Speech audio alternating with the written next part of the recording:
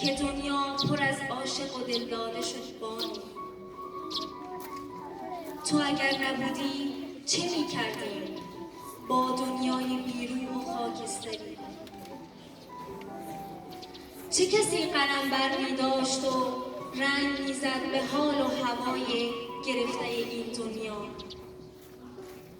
تو اگر نبودی چشمه مهر در دل چه کسی می جوشید؟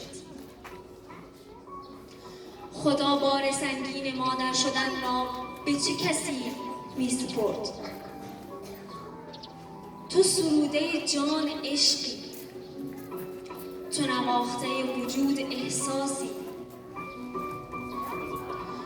خدا رو شکر که دختر را آفرید، خدا رو شکر که دختر را این همه نازنین و پر از عشق آفرید.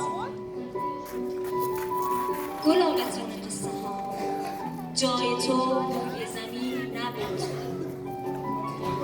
خدا میخواست به دنیا رنگ و عشق دیگری بدهد، تو را که رنگین ترین و دلرباترین بودی به زمین فرستاد.